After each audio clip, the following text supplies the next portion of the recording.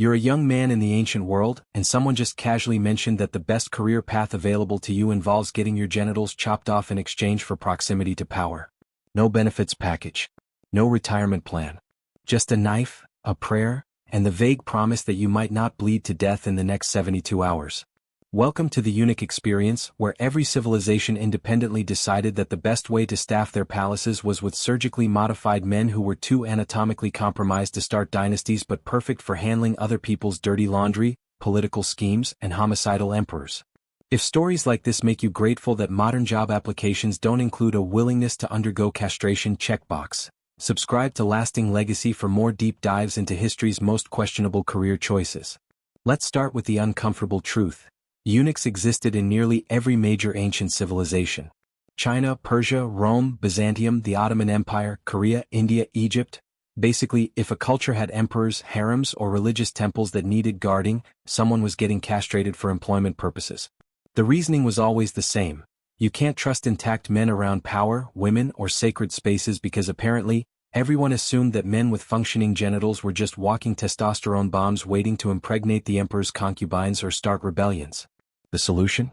Remove the equipment. Problem solved. Except for the guy losing his equipment, but hey, he gets free room and board in a palace, so it evens out, right? Narrator, it did not even out. Your journey to eunuchhood typically starts with poverty so crushing that genital mutilation starts looking like a reasonable career move. Maybe you're a peasant family's third or fourth son, and there's not enough land to divide. Maybe there's a famine. Maybe your parents are in debt. Maybe you're a war prisoner. Maybe you're a slave with no say in the matter whatsoever. The point is, nobody wakes up dreaming of becoming a eunuch. This isn't a childhood aspiration. No 5-year-old is running around yelling, "When I grow up, I want to serve the emperor without my testicles." This is a desperation move and everyone involved knows it. In many cultures, your family actually has to pay for the procedure. Yes, you read that right. You're paying someone to mutilate you. It's like plastic surgery, except instead of getting something enhanced, you're getting something permanently removed, and instead of looking better, you're just looking down at a situation that's going to require very specific bathroom logistics for the rest of your life. The purification master, or castration specialist. Because apparently this job needed a professional title, charges a fee that your family often can't afford, which means you're going into debt to lose your manhood. The financial irony is not lost on you, but you're 8 years old and don't have a lot of negotiating power. The procedure itself is exactly as horrific as you're imagining, possibly worse. There are different methods depending on the culture and time period, but none of them involve anesthesia because it's ancient times and pain management hasn't been invented yet beyond, bite this stick and try not to die from shock. In China they remove everything, penis and testicles, in one go.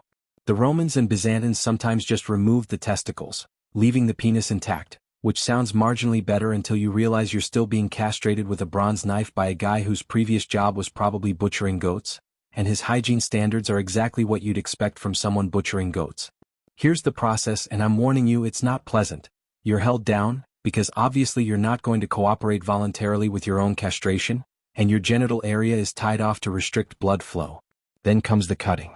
In China they use a curved knife designed specifically for this purpose, which means this happens often enough that someone invented specialized tools for it.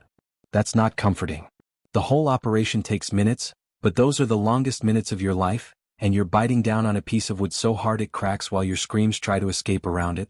After the cutting, they insert a metal or bamboo catheter into your urethra because otherwise, scar tissue will seal everything shut, and you'll die from not being able to urinate. You have 3 days to successfully pee through this catheter or you're dead. Not might die. Dead. About 30 to 50% of boys don't make it past this 3-day window. They die from shock, blood loss, infection, or urinary retention. Your odds of surviving your career change are roughly the same as a coin flip. This is the worst job interview in human history. Your removed parts, your treasures as they're euphemistically called in China, are preserved in a jar filled with lime powder or alcohol. What? Because many cultures believe you need to be buried whole to enter the afterlife properly. Without your original equipment, you might be reincarnated as a woman or a mule or not at all, depending on which theological nightmare your culture subscribes to. So you pay to store your severed genitals with the castration master, who will hopefully return them when you die. This is a hostage situation, but the hostages are your own testicles. If you can't afford to buy them back later, and most eunuchs can't, you're cosmically screwed in the afterlife. Even death doesn't offer escape from the financial burden of your mutilation. You survive the procedure. Congratulations, you're in the minority. Now comes the recovery period, which is weeks of agony. You can't walk properly. You can't sit without pain. You develop urinary incontinence that might last the rest of your life, earning you nicknames like Puddle Boy from the other eunuchs who went through the same thing and have decided to cope through bullying. You have to squat to urinate now, which is humiliating in cultures where masculinity is tied to standing while peeing. Your voice might change, becoming higher pitched if you were castrated before puberty, earning you another nickname, the Squeaky One. Your body doesn't develop normal male characteristics. Your bones become more brittle. You develop what we'd now recognize as osteoporosis at a young age. You're prone to weight gain in weird places. Your face stays smooth and childlike, which sounds nice until you're 40 and still getting carded at the palace wine room. Now you enter the palace, which everyone told you was full of silk, gold, and opportunity. They weren't entirely wrong. There is silk. There is gold. But nobody mentioned that you'd be scrubbing floors while wearing that silk, or that the gold would be decorating the rooms where you empty chamber pots for people who treat you like ambulatory furniture. Your starting position is basically human mop with a traumatic backstory. You're at the bottom of a hierarchy more complex than anything you've ever encountered. There are senior eunuchs who have power, influence, and actual authority. Then there are middle-rank eunuchs who supervise specific departments. Then there are junior eunuchs who at least have defined roles. Then there's you, the new castrato, whose job is, do whatever anyone tells you and don't complain or you'll be beaten with a bamboo rod. The palace operates on a strict hierarchy where everyone is simultaneously oppressed and oppressing someone else. The concubines are prisoners in golden cages, forbidden to leave, forced to compete for the emperor's attention, beaten for minor infractions, and sometimes executed for looking at the wrong person. They're miserable. And because they're miserable, they make you miserable. They spit on you. They call you worthless half-man. They order you around like you're a dog, and if you're too slow or too fast or too anything, they report you to the senior eunuchs, who beat you because the concubines can't be wrong. It's a classic case of hurt people hurting people, except you're at the bottom of the hurt ladder, so you just get hurt without being able to hurt anyone back. Your fellow eunuchs are not your friends. They're competitors. Every eunuch wants to climb the ladder, and they'll step on your neck to do it. Lee, a 15-year-old eunuch who started a year before you, treats you like garbage because treating you like garbage is the only power he has. He pours tea for the emperor and acts like he's one step from being named heir to the throne. May, a concubine with sharp eyes and sharper instincts, sometimes slips you information that keeps you from getting executed, but you're never sure if she's helping you or just using you as a pawn in her own survival game. Trust is a luxury you can't afford. Every smile is a potential knife. Every favor comes with invisible strings attached. Your first real test comes when they assign you to carry a concubine's palanquin. This is apparently an honor, but it feels like a trap, and you're right.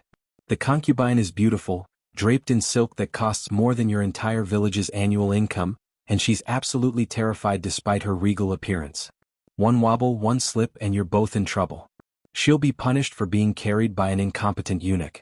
You'll be beaten or possibly executed for endangering imperial property. So when you trip, because of course you trip, you're a malnourished 10-year-old carrying a grown woman in a heavy wooden box. She screams like you've personally thrown her into the moat. You drop to your knees and beg.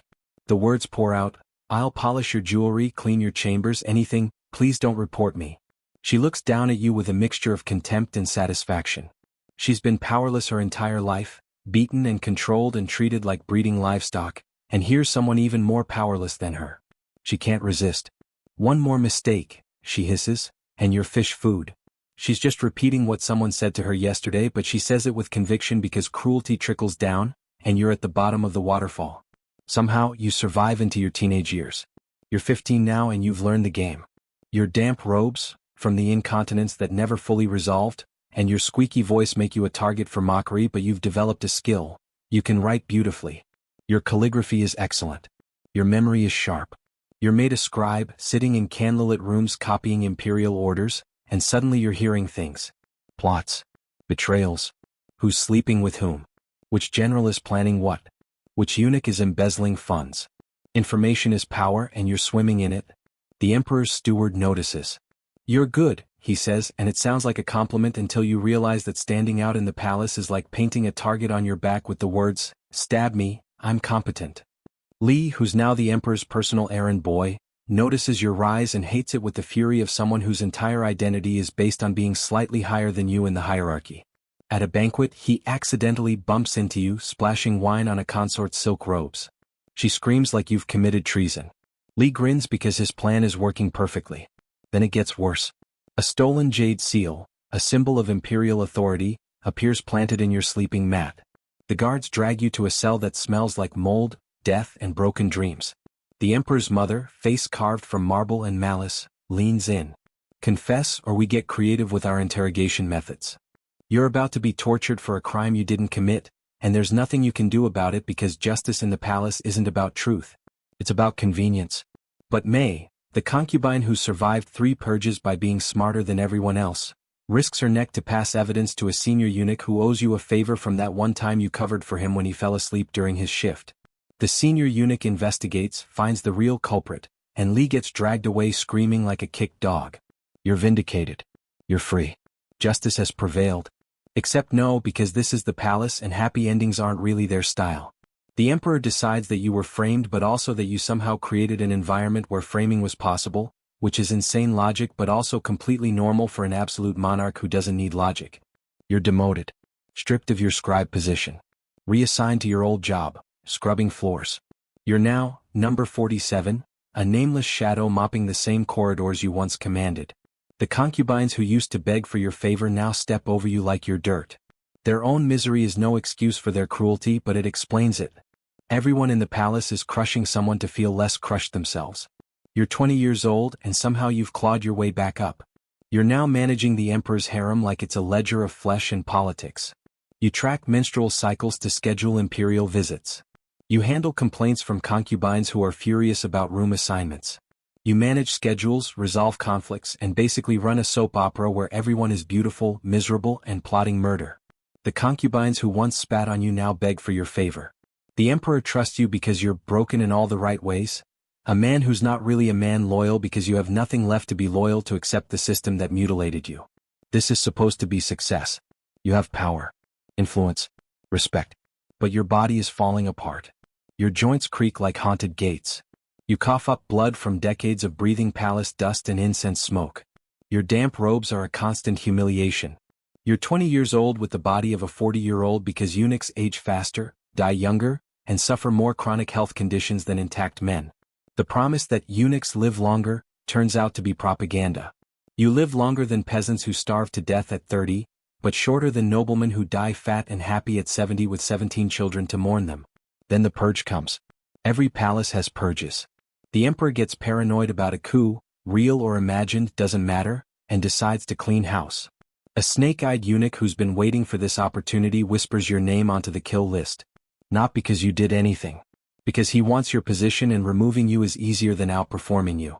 You're dragged before the emperor not as his trusted advisor, but as suspect number 9 in an investigation that's less investigation and more predetermined execution list with paperwork. Prove your worth, the emperor snaps, and you're sent to spy on a noble suspected of treason. You do it. You find the evidence. You expose actual rebel letters proving an actual conspiracy. You've saved the emperor from actual danger. Your reward? Demotion. Again. Because the emperor has decided that anyone involved in uncovering a conspiracy might have been involved in creating it, which is lunatic logic, but you're not in a position to argue with a man who can have you boiled alive for disagreeing. Worse, so much worse, your treasures, those preserved genitals you've been paying to store for 20 years, are burned during the purge. Someone decides that stored jars in the eunuch quarters might contain poison or coded messages, so they burn everything. Your afterlife insurance, your cosmic completion, your chance to enter the next world as a whole man, gone. Burned to ash. You're not just demoted in this life. You're condemned in the next one. The machine doesn't just crush you. It erases you across multiple planes of existence. You're 25. You're number 47 again. You're sweeping floors where you once ruled. The snake-eyed eunuch passes you daily, smirking, pretending not to recognize the man he destroyed. The young eunuchs don't know you were once powerful. You never trained a successor. You never saved anyone except yourself, and you didn't even do that successfully. May is dead, executed last month for breathing too close to the wrong nobleman. Her bones are fertilizing the palace gardens. Another forgotten person whose suffering fed the machine. Your lungs finally give out. Not dramatically. Not in some grand finale. just a quiet collapse in a storeroom. Your body curls up like a broken puppet, and you die alone at 27 years old, ancient for a eunuch. Most are dead by 25 or promoted by 18. You're neither. You're just erased. The palace continues without you. New boys arrive. New eunuchs are made. The machine feeds. In your final moments you see yourself at 8 years old, that hungry boy with dreams of warrior glory, choosing the knife because even hell looked like heaven when you were starving. You wanted to survive. Maybe you did. Maybe survival was enough. Maybe it's all anyone gets. You certainly got more than the 50% who died in the first 3 days. You lasted 27 years. That's something, right? Right? Here's the head spinner that'll make you question everything. Eunuchs existed into the 20th century. The last Chinese imperial eunuch, Sun Yaoting, died in 1996. 1996. The year the Spice Girls released Wannabe. The year Independence Day was in theaters. There were eunuchs alive when the internet was invented. Sun Yaoting's preserved genitals, his treasures, were destroyed during the Cultural Revolution, sealing his fate as spiritually incomplete in the afterlife, according to his beliefs. He spent his last decades as a museum tour guide, explaining to tourists what his life had been like. Imagine giving palace tours in your 80s, explaining to people with smartphones how you were castrated at 14 to serve an emperor. The eunuch system wasn't some ancient prehistoric practice from the dawn of civilization. This was happening when your grandparents were alive. The last Ottoman eunuchs died in the 1970s. These weren't mythological figures. They were real people who lived real lives of surgical modification, political intrigue, social ostracization, and systematic dehumanization, all in exchange for proximity to power they could never fully wield because the same system that employed them considered them fundamentally incomplete as human beings. The palace promised you everything and delivered exactly nothing except survival. You survived, sure, but you survived as a shadow of what you might have been. You'll never have a wife, never hold your child, never know what it means to be called father. Your family name dies with you. Your bloodline ends. You were mutilated for a promise that was always a lie. The silk was real. The gold was real. But they were never meant for you. You were the machine's servant, and the machine doesn't reward servants. It uses them until they break, then feeds them back into the gears. Some prices are too high even for survival. Even for silk. Even for gold. Even for a palace. But when you're 8 years old and starving, and someone offers you a choice between slow death in a ditch or fast mutilation followed by palace service, the choice makes a terrible kind of sense. That's the real horror. Not that eunuchs existed, but that the conditions that created them made surgical mutilation seem like the logical option. That's not ancient history. That's humanity's capacity for creating systems so brutal that self-destruction becomes a reasonable career path. If this journey through the eunuch experience made you grateful that modern job applications have slightly more humane requirements, subscribe to Lasting Legacy for more explorations of history's most questionable survival strategies and the people who lived them.